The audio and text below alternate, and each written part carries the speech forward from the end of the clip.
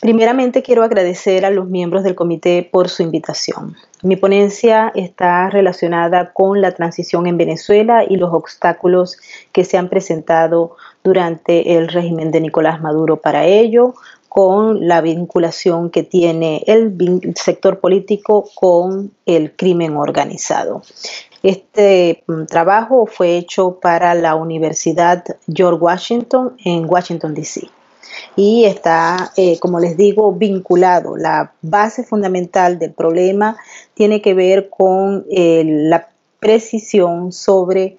lo que ha hecho el régimen de Nicolás Maduro al vincularse en una alianza casi perfecta entre las organizaciones criminales y el poder político, la élite política y militar. Me refiero a los años que van desde 1999 hasta el año 2020, al actual año. Quiero hacer una presentación por 4 periodos, no sin antes irnos brevemente a los antecedentes para aquellos que no tienen el seguimiento del caso Venezuela.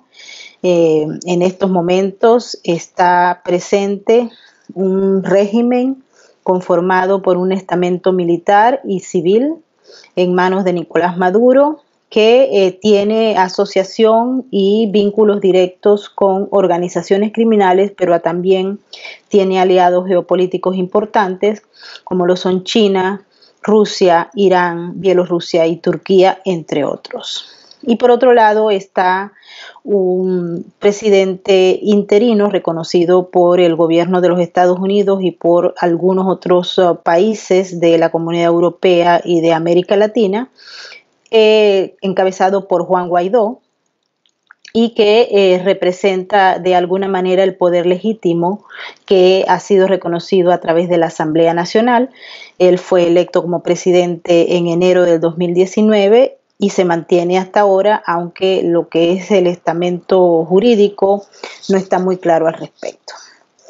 ¿Cómo surge la vinculación entre el poder político, la élite política y el crimen organizado? Cuando llega al poder Hugo Chávez en 1999, Hugo Chávez tenía ya unas conexiones directas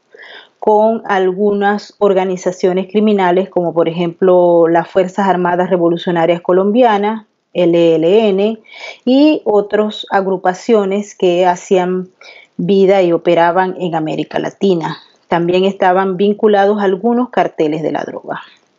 Pero en 1999 empieza a generarse en Venezuela una transformación desde el punto de vista jurídico para hacer una especie de espacio para que las organizaciones criminales pudieran actuar en territorio venezolano. En un principio, los investigadores que se encargan de trabajar este tema habían realizado, si se quiere, un diagnóstico equivocado, en el sentido de que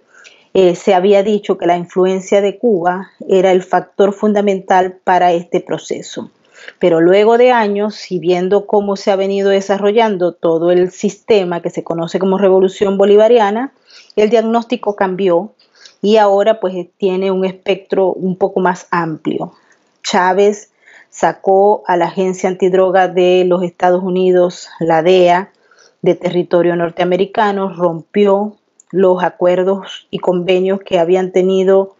las autoridades venezolanas con las autoridades estadounidenses por más de 40 años y también empezó a transformar todo lo que es el proceso, las leyes, el proceso jurídico para de alguna manera establecer un poder y de la operatividad en la lucha contra el narcotráfico en 2 componentes de las Fuerzas Armadas, la Fuerza del Ejército y la Guardia Nacional. Pero posteriormente se fueron uniendo otros componentes. Les explico esto porque el proceso de criminalización del Estado se inicia primero a través del narcotráfico y luego se va ampliando. Primero Venezuela empezó a ser un territorio seguro para los carteles de la droga. Posteriormente, los funcionarios del régimen se vincularon con los carteles para hacer tareas de narcotráfico. Ya no era solamente prestarle seguridad en el territorio para sacar la droga, sino que fueron vinculándose y posteriormente se fueron formando una serie de pequeños carteles que operaban de manera dinámica en el mismo territorio con coordinación de carteles extranjeros.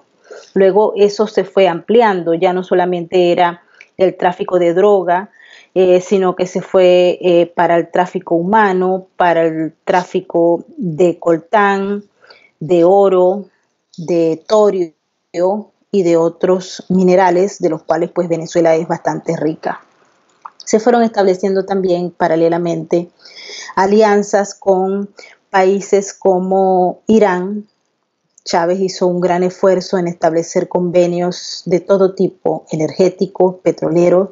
militares, con la República Islámica de Irán, con Rusia, con China, con Bielorrusia, con Turquía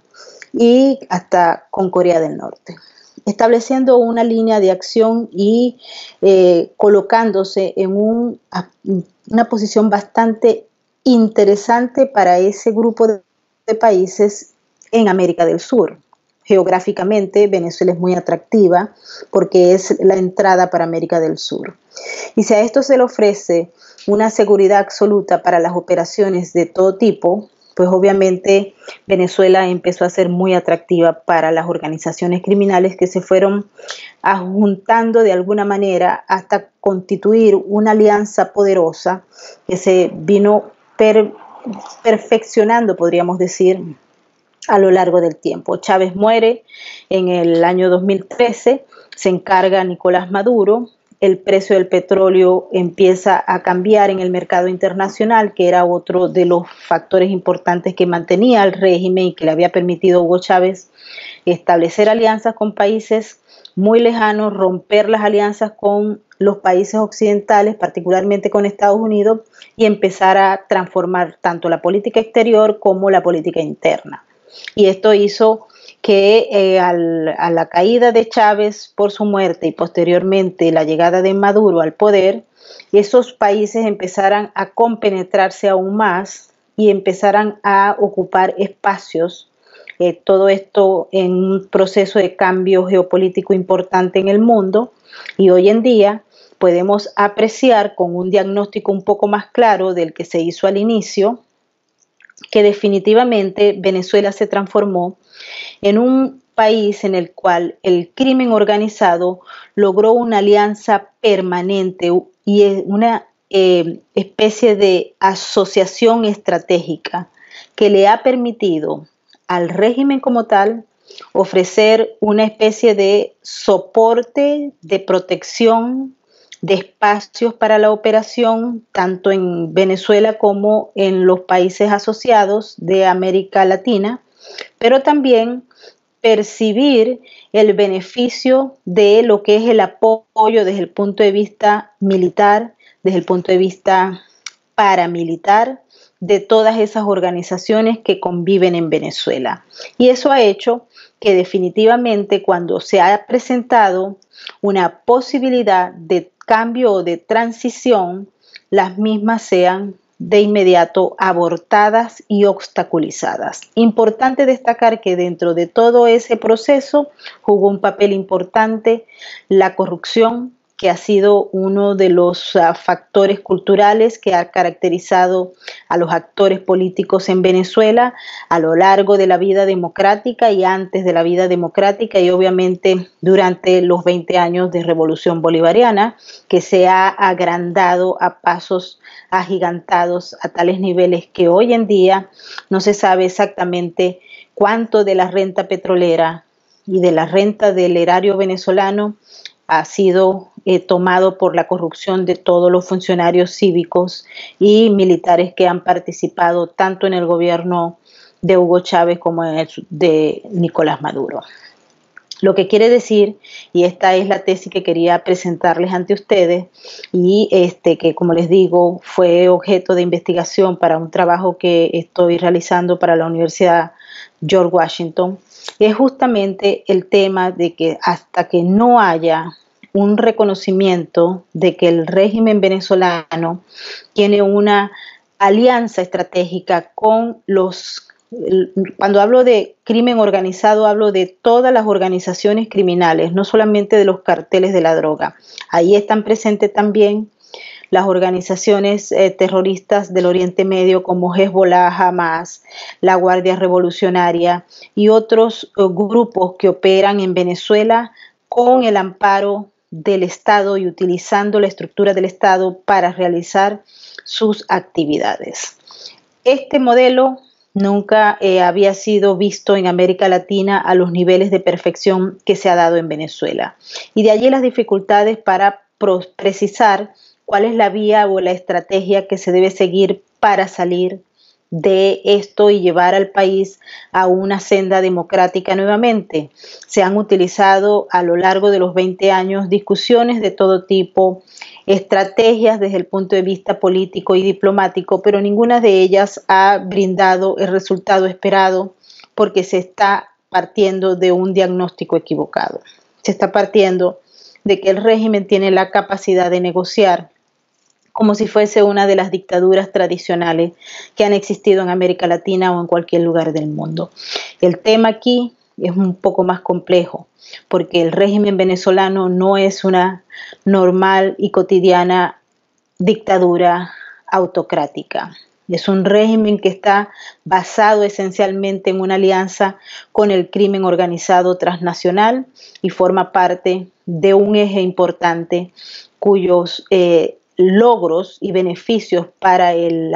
mundo criminal no se han puesto en juego hasta el momento. Hoy vemos a Venezuela, a Nicolás Maduro y a sus aliados un poco debilitados en el terreno interno por algunas medidas que definitivamente han hecho daño, como son las sanciones que ha impuesto tanto la Comunidad Europea como los Estados Unidos a los funcionarios del régimen, y que ha hecho, por ejemplo, que en el tema de PDVSA, que ha sido catalogada como una empresa de carácter criminal, puesto que ha sido usada por esas organizaciones para traficar droga y para corromper y también para ingresar a los Estados Unidos, por ejemplo, dinero proveniente de la actividad ilegal. Todas esas sanciones y acciones que se han venido tomando debilitaron al régimen, debilitaron la figura de Nicolás Maduro, pero no lo ha tumbado. Y no existe hasta el momento ninguna previsión que permita pensar que Nicolás Maduro va a sentarse a negociar o va a sentarse o va simplemente a aceptar que exista un modelo como el que ha venido planteando y que se hizo desde el Departamento de Estado de los Estados Unidos para que haya una transición basado en la escogencia de un consejo de gobierno que permita la realización de elecciones libres y transparentes que lleven a la transformación política del país. Esta estrategia última también tiene muchos defectos. Uno de ellos, y que ha sido altamente criticado, y que si bien las autoridades que presentaron ese plan de transición dicen que viene de una discusión que se había hecho con miembros de la oposición venezolana y del régimen en Barbados, se ve y se aprecia por muchos de los gobiernos como una imposición de un gobierno extranjero a una negociación interna de un país soberano.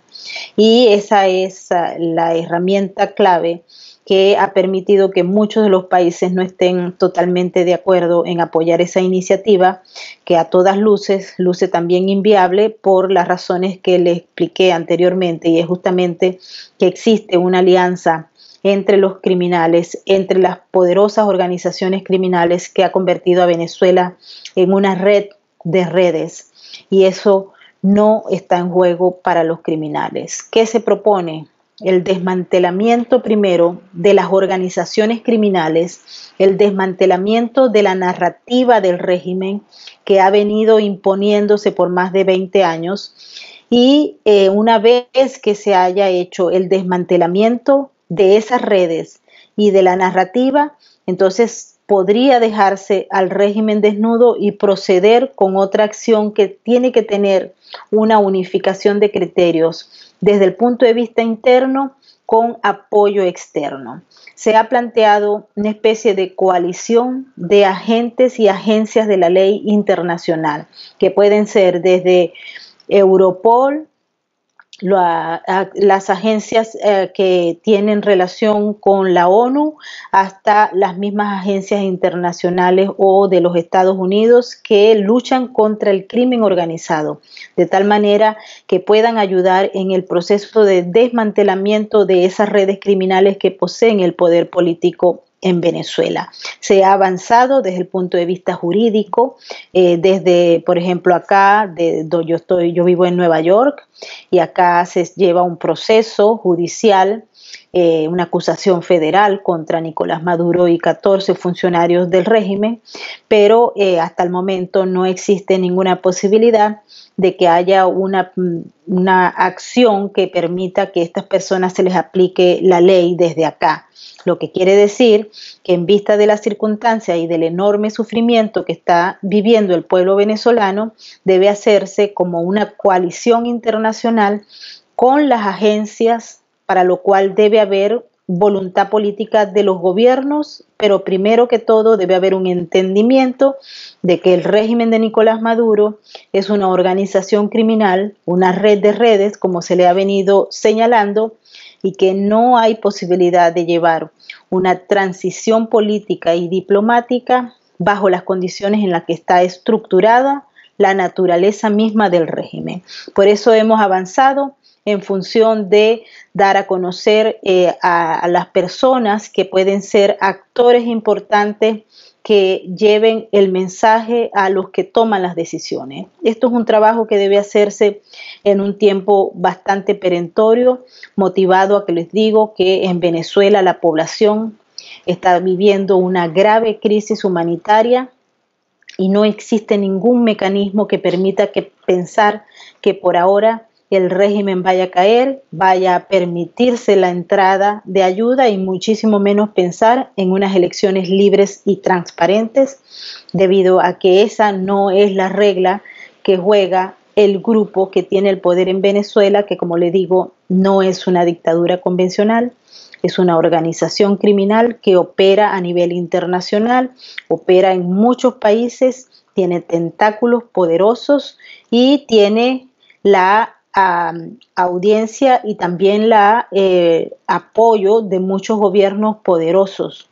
Así es que estamos hablando de un problema que conlleva también a una discusión desde el punto de vista de seguridad hemisférica, seguridad nacional, y también hay que concientizar a los países que rodean a Venezuela, los vecinos, porque ellos están siendo colocados en una posición bastante peligrosa. Si el régimen no cae y avanza,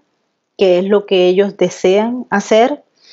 entonces esos gobiernos de la zona, esas instituciones de la zona también estarían en peligro, y la seguridad de sus ciudadanos, porque una de las razones que tiene como norte este grupo que posee el poder en estos momentos es ampliar su movimiento a toda la región. Ellos lo intentaron con Hugo Chávez, se avanzó significativamente, fallaron en algunos casos, pero eso no quiere decir que el proyecto haya muerto, quiere decir que el proyecto está organizándose para volver a atacar. Una de las razones que hemos intentado que los actores políticos entiendan